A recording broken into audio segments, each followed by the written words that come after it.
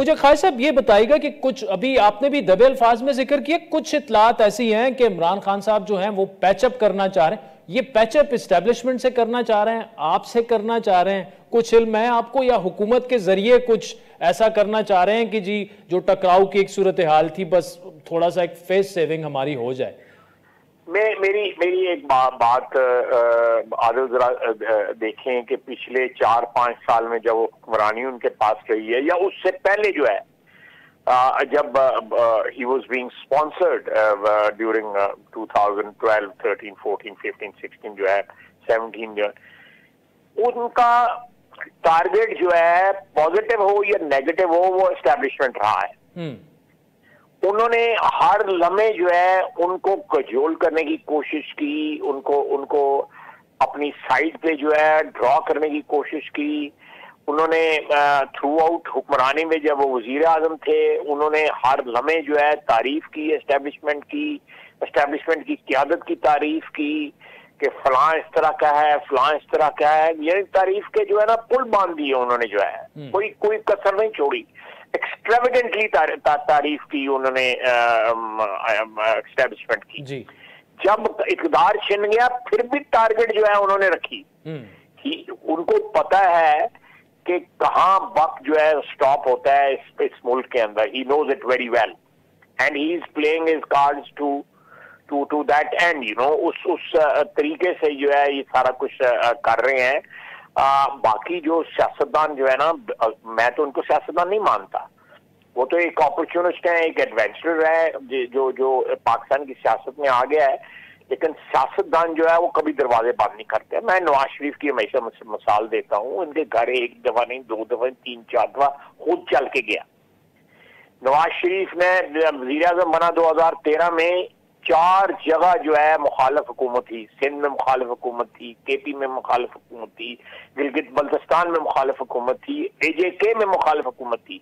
लेकिन किसी को जो है उसने जो है सबवर्ट करने की या उसको लेकिन खालिद साहब एक फर्क है, एक तरफ तो वो बिल्कुल डायरेक्टली इनडायरेक्टली एस्टेब्लिशमेंट को उन्होंने अपने निशाने पे रखा हुआ है, हर तकरीर में वो यही बातें करते हैं जो हम टीवी पे रिपीट भी नहीं कर सकते। तो दूसरी जानिब अगर वो फिर पैचअप भी करना चाह रहे हैं, और कुछ तो हमारे दोस्त ये भी कहते हैं कि वो मिन्नते तरलों पर भी कुछ इनके लोग उतर आए हैं, तो ये तजाद फिर क्यों है? एक तरफ तो वो टकराव और दूसरी जानिब मैंने आपको कहा है ना कि वो एक सियासत में उन्होंने एक मिक्स रखा हुआ है कि किसी एक दिन गालियां निकाल ली, दूसरे दिन जो है या तो मुकर गए स्ट्रेट अवे कि मैंने इस तरह नहीं, मैंने इस तरह कहा था। वो तो उनकी उनकी पर्सनैलिटी का एक खासा है, एक तुर्रा इम्तियाज है। यानी सबसे जो प्रोमिनेंट चीज है उनकी पर्सनैलिटी में वो अपने आप को कॉन्ट्रडिक्ट करना, एक दिन बात करना, दूसरे दिन मुकर जाना। तो ये उन्होंने इस चीज को एक टैक्टिक्स के तौर पे इस्तेमाल कर रहे हैं। इसको कोई प्रिंसिपल्ड सियासत के तौर पे इस्तेमाल नहीं कर रहे, एक टैक्टिक्स के तौर पे इस्तेमाल कर रहे हैं कि 7 बंदे भी छोड़े हुए हैं, वो जाके तरले करते हैं, वो कह रहे हैं खान नहीं मानता, खान को मना लेंगे, ये कर देंगे, आप माफी दे दें, ये जो है कोई इलेक्शन करा दें, ये करा दें, वो करा दें, हमें दोबारा इक़्तिदार में ले आए।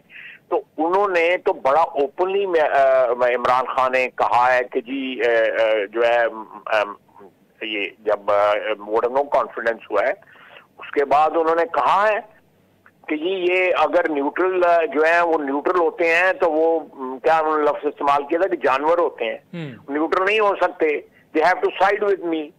उनका as if they are there just to side with him and not side with the country or the constitution of the country. Establishment का काम तो जो है वो आइन और कानून के साथ खड़े होना है, इस मुल्क के साथ, इस वतन के साथ खड़े होना है। उसमें इमरान खान या मैं या कोई और जो है टोटली इररेलेवेंट है, टोटली इररेलेवेंट है, कोई बिजनेस ही नहीं है उनका किसी और का। लेकिन वो डिमांड कर रहा है कि लॉयल्टी जो है आपकी मेरे साथ है, बार बार डिमांड कर रहा है।